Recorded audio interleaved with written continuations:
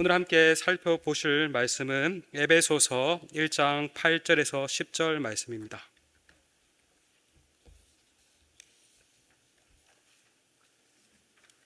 신약성경 에베소서 1장 8절에서 10절, 제가 가지고 있는 신약성경 310면에 있습니다.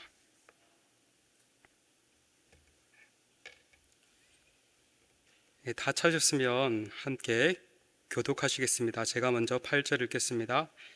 이는 그가 모든 지혜와 총명을 우리에게 넘치게 하사 그 뜻의 비밀을 우리에게 알리신 것이요 그의 기뻐하심을 따라 그리스도 안에서 때가 찬 경륜을 위하여 예정하신 것이, 하늘에 있는 것이나 땅에 있는 것이 다 그리스도 안에서 통일되게 하려 하심이라. 아멘. 에베소서 1장 3절에서 14절은 바울의 찬양입니다. 제가 지난 7월 10일쯤에 수요 예배 때 말씀을 전했는데 기억하실지 모르겠습니다.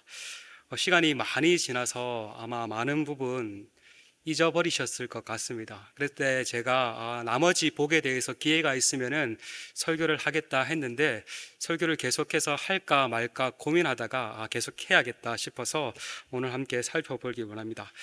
그때 바울은 갇힌 상황 가운데 하나님께서 주신 복으로 인해 끊임없이 찬양을 하였다라고 했습니다. 하나님께서 주신 복의 성격이 어떠하다라고 했습니까? 3절에 보니까 그리스도 안에서 하늘에 속한 모든 신령한 복이라고 했습니다. 그때 이 복은 그리스도 안에서 주시는 복이요, 또 두 번째 땅에 속한 일시적인 복이 아니라 하늘에 속한 영원한 복이요, 세 번째 물질적인 복이 아닌 영적인 복, 모든 신령한 복이라고 했습니다. 여러분 기억나십니까? 이어지는 4에서 14절까지는 복의 내용이 나오는데 지난번에는 4에서 7절에 나타난 세 가지 복에 관해 살펴보았습니다. 기억이 안 나시니까 잠깐만 복습을 하겠습니다. 첫째, 그 복은 어떠한 복이었습니까? 4절에 보니까 우리를 선택하신 복이었습니다. 하나님께서 창세전에 그리스도 안에서 우리를 선택하사 우리를 거룩하고 흠이 없는 백성으로 삼아 주셨다라고 했습니다. 그리고 두 번째 복은 우리를 예정하신 복입니다. 이것 또한 창세전에 우리를 구원하시기로 예정하시고 우리를 하나님의 자녀로 삼아 주셨습니다. 그런 뒤에 세 번째 복은 제사함의 복입니다. 영원히 죄로 인해서 죽을 수밖에 없는 우리를 그리스도의 피로 죄를 사하여 주시고 죄로부터 자유케 하셨습니다. 여기까지가 앞서 살펴본 하나님께서 그리스도 안에서 우리에게 주신 모든 신령한 복입니다. 이어서 오늘 부분은 또 다른 복이 나옵니다. 그것은 그 뜻의 비밀을 알려주신 복입니다. 먼저 바울은 8절에서 하나님께서 모든 지혜와 총명을 우리에게 넘치게 하셨다라고 말을 합니다. 지혜와 총명을 어떻게 하셨다고요? 넘치게 우리에게 주셨다. 이러한 지혜와 총명을 넘치게 주사 무엇을 깨닫게 하셨냐? 9절 상반절을 보니까 하나님의 뜻의 비밀, 그의 뜻의 비밀을 알려주셨다라고 말을 합니다. 하나님의 뜻의 비밀이 어떠한 것인지 알려주신 것, 이것이 성도에게 주신 또 다른 복이라고 할 수 있습니다. 하나님께서 품으신 뜻과 계획이 있는데 하나님께서 알려주시지 아니하면은 어느 누구도 이 뜻을 알 수가 없습니다.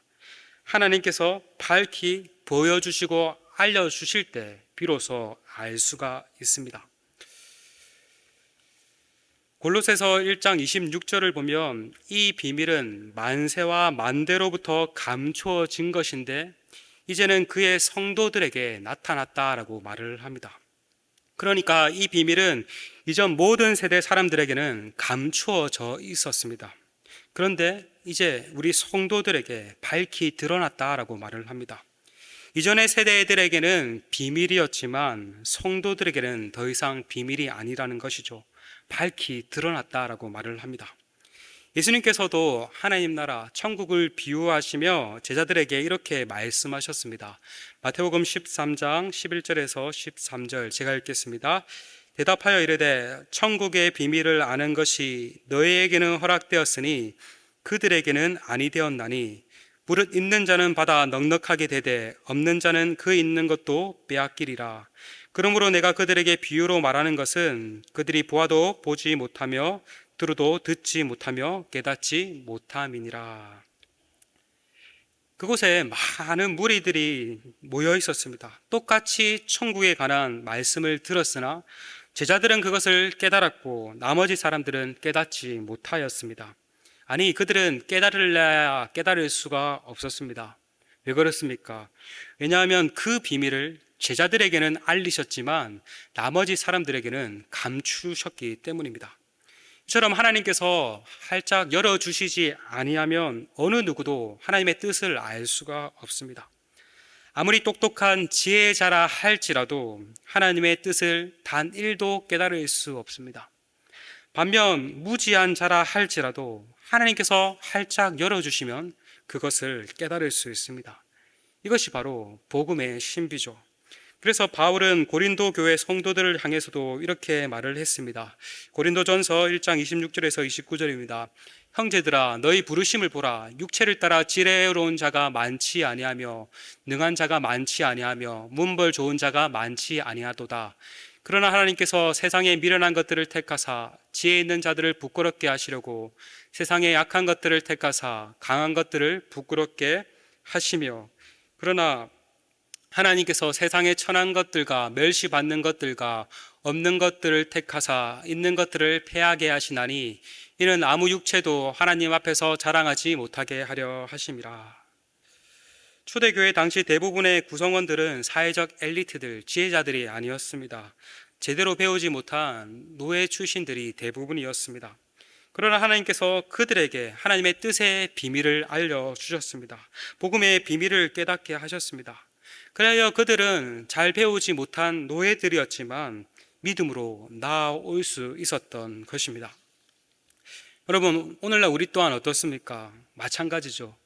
옆에 있는 분 한번 보십시오. 우리 중에 별 볼 일 있는 사람 있습니까? 네, 없죠? 혹 나는 좀 별 볼 일 있거든요, 한때는 잘 나갔거든요 하시는 분 계십니까? 네, 그렇게 생각하신다면 그분은 아직도 복음을 잘 알지 못하는 상태입니다. 우리가 복음을 알면 알수록 정말 나는 아무것도 아니구나, 정말 형편없는 존재구나 하며 납작 엎드릴 수밖에 없습니다. 여러분, 우리는 하나님의 뜻을 깨달을 만큼 별 볼 일 있는 존재들이 아닙니다. 그런데 하나님께서 그 뜻의 비밀을 알려주셨습니다. 우리가 좀 쓸모 있어서 괜찮을 만해서 그 뜻의 비밀을 알려주신 것이 아닙니다. 그저 하나님의 그 기쁘신 뜻을 따라 은혜로 말미암아 그 뜻의 비밀을 알려주셨습니다. 바울은 이 사실을 기억할 때 하나님을 찬양하지 않을 수가 없었던 것입니다. 또 또한 이 사실을 생각할 때 하나님 앞에 참으로 감사하지 않을 수 없습니다. 아무리 봐도 너무나 별 볼 일 없는 나에게 이 복음의 비밀을 깨닫게 하시고 또 이 복음의 비밀을 전하는 자로 부르셨다는 사실이 때로는 얼마나 감사한지 모릅니다. 별 볼 일 없는 자가 이렇게 설교를 할 수 있는 것 자체가 얼마나 큰 은혜가 아닌가 모릅니다. 여러분 또한 이러한 사실이 참 은혜로 여겨지십니까? 이런 은혜를 생각할 때 우리 또한 바울과 같이 끊임없이 하나님을 찬양할 수밖에 없을 것입니다. 한평생 하나님의 뜻을 알지 못한 채 헛된 것을 추구하며 살다가 죽을 수밖에 없는 비참한 인생을 그대로 내버려 두시지 아니하시고 그 뜻의 비밀을 깨우쳐 주시고 하나님의 백성 삼아 주시고 그 복음 안에서 살아가게 하시니 이것을 생각할 때 우리 또한 찬양하지 않을 수가 없습니다. 하나님은 그리고 그의 기뻐하심을 따라 그 뜻의 비밀을 우리에게 알려주셨다라고 말을 합니다. 인색하거나 마지못해서 그것을 알려주신 것이 아니라 그 뜻의 비밀을 알리기를 기뻐하셨다라고 말을 합니다. 하나님의 때가 찼을 때 그때 그리스도를 나게 하심으로 그 뜻의 비밀을 나타내셨습니다. 그렇다면 구체적으로 그 뜻의 비밀이 무엇인가? 10절은 이렇게 말을 합니다. 우리 함께 읽으시겠습니다. 시작. 하늘에 있는 것이나 땅에 있는 것이 다 그리스도 안에서 통일되게 하려 하심이라. 하나님께서 우리에게 알려주신 그 뜻의 비밀은 하늘에 있는 것이나 땅에 있는 모든 것이 그리스도 안에서 통일되게 하려 하심이라 라고 말을 합니다. 하늘에 있는 천사와 같은 영적 존재나 땅에 있는 사람과 동물과 같은 피조물들, 그 모든 것들을 누구 안에서요? 그리스도 안에서 통일되게 하심이다 라고 말을 합니다.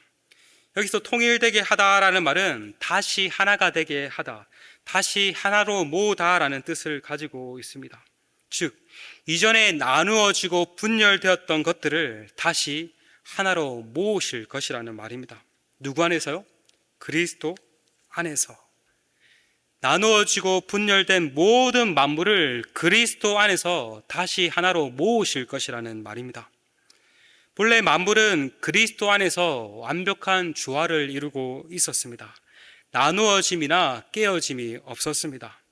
모든 만물이 그리스도로 말미암아 창조되었고 그리스도를 위하여 창조되었고 그리스도의 온전한 다스림 가운데 조화, 질서와 아름다움을 이루고 있었습니다.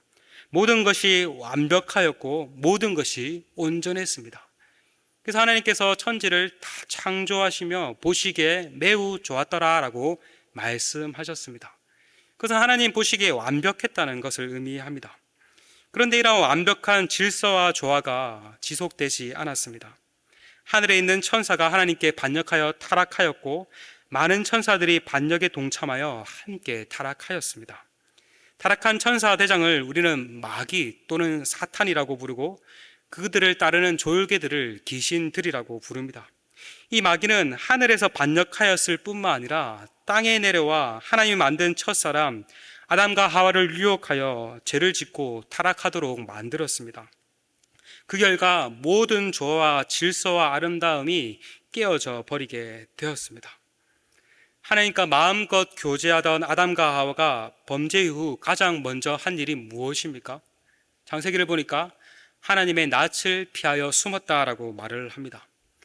그것은 하나님과 친밀한 교제의 대상이었지만 이제는 더 이상 하나님과의 친밀한 교제의 대상이 아니라 이제 하나님이 두려움의 대상으로 바뀌었다는 것을 의미합니다.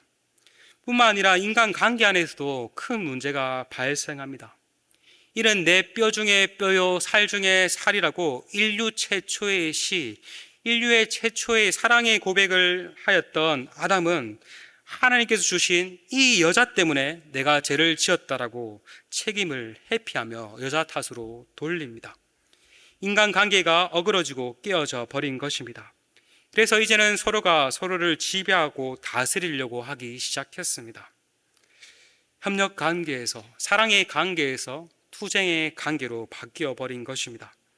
그것을 잘 보여주는 사례가 아담과 하와가 낳은 자식들의 사이의 불화가 아닙니까? 가인이 아벨을 시기하여 살인을 저질렀습니다. 하나님의 형상을 무참하게 짓밟은 것이죠. 아담의 칠대손 라멕은 어떻습니까? 일부 일처제인 하나님의 창조 질서를 무시해버리고 일부 다처제를 취했습니다. 라멕은 살인을 저지르고 그 행위를 아들들과 아내들에게 뻔뻔하게 자랑까지 할 정도였습니다. 이 외에도 계속해서 불화와 갈등과 살인이 그 이후로부터 지금까지 계속해서 이어져 내려오고 있습니다.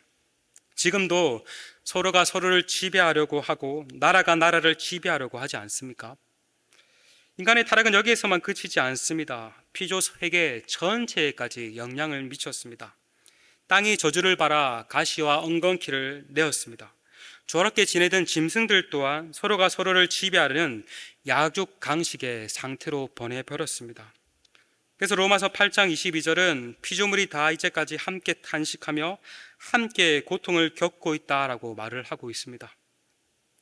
아담은 죄로 인한 영향력이 인간은 물론 피조 세계 전체에까지 영향을 미친 것입니다. 이제는 더 이상 처음 창조의 완전한 조화와 질서와 아름다움은 찾을래야 찾을 수 없는 상태가 되었습니다. 오늘날 우리가 겪고 우리가 보고 우리가 경험한 모든 문제가 다 이 조화의 깨어짐에서 오는 것입니다. 우리 안에서 일어나는 많은 관계적인 문제들, 부모와 자녀 간에, 남편과 아내 간에, 동료와 동료 간에, 성도와 성도 간에 얼마나 많은 관계의 문제들이 있습니까? 개인뿐만 아니라 나라와 나라 간의 갈등들은 어떻습니까? 인류의 역사는 전쟁의 역사라고 할 정도로 끊임없이 전쟁과 분쟁이 이어져 왔습니다. 지금도 러시아와 우크라이나 전쟁, 이스라엘과 하마스 전쟁 등 계속해서 얼마나 많은 나라들과 나라들이, 민족과 민족들이 끊임없이 갈등하고 분쟁을 하고 있습니까? 이뿐만 아니라 전염병이 확산되고 폭염과 폭우로 인한 자연재해 등 해마다 많은 문제들이 일어나고 있습니다. 올해도 얼마나 많은 사람들이 폭염으로 인해서 사망했는지 모릅니다.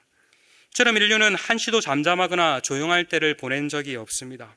우리가 겪고 보고 듣는 이 모든 문제는 하나님이 본래 창조하신 모습이 아니었습니다. 타락 후 조화, 질서와 아름다움이 깨어진 결과입니다. 그런데 놀라운 사실은 하나님께서 그리스도 안에서 모든 만물을 다시 본래의 조화로운 상태로 회복하신다라는 사실입니다. 재화와 타락으로 인해 분열되고 무질서와 혼돈에 빠진 만물을 그리스도 안에 다시 모아 완전한 질서와 조화와 아름다움의 상태로 회복하실 것이다 라고 말을 합니다. 처럼 그리스도로 말미암는 구원은 단순히 우리 제사함을 받는 개인적 측면만 있는 것이 아닙니다. 내가 제사함 받고 천국 가는 그러한 차원만 있는 것이 아닙니다. 그보다 더 나아가 모든 만물을 다시 회복하시는 전 우주적인 차원입니다.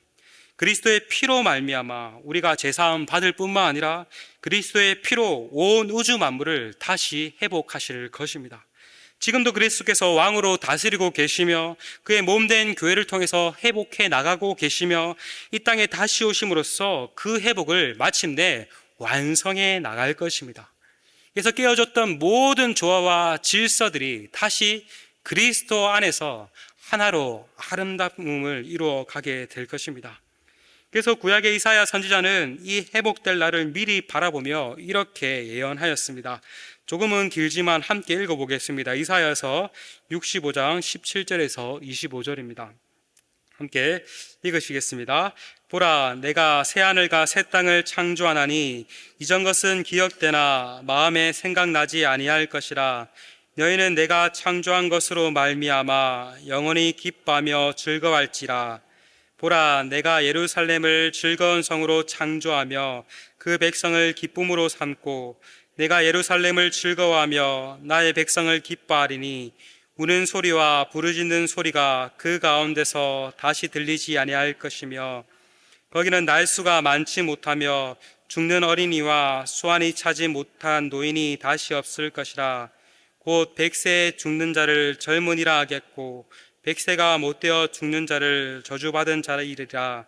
그들이 가옥을 건축하고 그 안에 살겠고 포도나무를 심고 열매를 먹을 것이며 그들이 건축한 데에 타인이 살지 아니할 것이며 그들이 심은 것을 타인이 먹지 아니하리니 이는 내 백성의 수완이 나무의 수완과 같겠고 내가 택한 자가 그 손으로 일한 것을 길이 누릴 것이며 그들의 수고가 헛되지 않겠고 그들이 생산한 것이 재난을 당하지 아니하리니 그들은 여호와의 복된 자의 자손이요 그들의 후손도 그들과 같을 것임이라.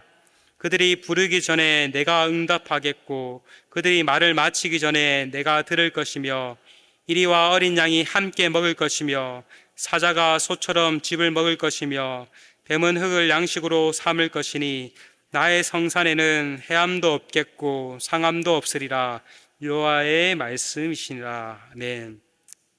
이 이사야서에서는 새하늘과 새 땅의 비전, 곧 하나님께서 그리스도 안에서 만물을 회복하실 비전이 선포되었습니다. 이 회복은 단순히 예루살렘의 회복을 넘어선 온 우주적 회복입니다. 에덴의 깨어짐이 온전히 회복된 새 에덴의 회복이라 할 수 있습니다. 백성들의 수완이 어떻다라고 말을 합니까? 나무의 수완과 같을 것이다 라고 말을 합니다. 이 말은 영원히 살 것이라는 말입니다. 이전에는 손으로 일한 대로 열매를 맺지 못했지만 이제는 손으로 일한 대로 마음껏 누리며 살 것이며 그 수고가 헛되지 않을 것이라고 말을 합니다. 피조 세계와의 관계가 또 온전히 회복된다는 것입니다. 짐승들도 서로를 향한 적대감을 그치고 이제 서로를 공존하며 조화를 이루며 살게 될 것입니다. 이리와 어린 양이 함께 먹고 어린아이와 독사와 함께 뒹구는 날이 오게 될 것이라고 또 이사야서 다른 부분에서 말을 하고 있습니다. 모든 만물이 조화로운 관계 가운데 마음껏 하나님과 예수 그리스도의 다스림을 받게 될 것이라는 말입니다. 여러분, 이런 세상에 살고 싶지 않으십니까? 신약 성경의 마지막 책인 계시록 또한 이 날이 이렇게 성취될 것을 또 이렇게 기록하고 있습니다. 계시록 22장 1절에서 5절입니다. 함께 읽으시겠습니다. 또 그가 수정같이 맑은 생명수의 강을 내게 보이리니 하나님과 및 어린 양의 보좌로부터 나와서 길 가운데로 흐르더라.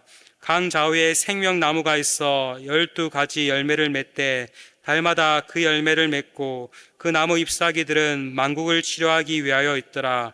다시 저주가 없으며 하나님과 그 어린 양의 보좌가 그 가운데 있으리니 그의 종들이 그를 섬기며 그의 얼굴을 볼 터이요 그의 이름도 그들의 이마에 있으리라.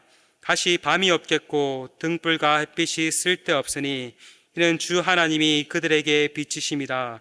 그들이 세세토록 왕노릇 하리라. 아멘. 이제 더 이상 죽음이나 저주가 그치고 마음껏 하나님과 그 어린 양의 다스림을 받으며 그 임재 가운데 성도가 세세토록 왕노릇하는 나라, 완성된 에덴의 비전이 결국 성취되는 나라라는 것입니다. 누구 안에서요? 그리스도 안에서. 이 모든 것이 그리스도 안에서 마침내 온전히 성취될 것입니다. 하나님은 이런 하나님의 놀라운 뜻의 비밀을 성도인 우리에게 밝히 보여주셨습니다. 그래야 우리로 하여금 소망 없는 자들과 같이 흔들리거나 요동하지 아니하고 이 소망을 붙들며 이 세상을 살아갈 것을 말씀하십니다. 주님의 오심을 간절히 소망하며 나아가라고 말씀하십니다. 세상에서 일어나는 일을 보면 한숨뿐이요 소망이 없습니다. 그러나 하나님의 뜻의 비밀을 아는 우리 성도들은 그럼에도 불구하고 소망을 품을 수 있습니다. 그리스도 안에서 하나님께서 마침내 놀라운 영광스러운 일들을 행할 것을 아는 자들이기 때문입니다. 여러분, 헛된 것에 소망을 품기보다 참된 것에 소망을 품는 저와 여러분이 되시길 소망합니다.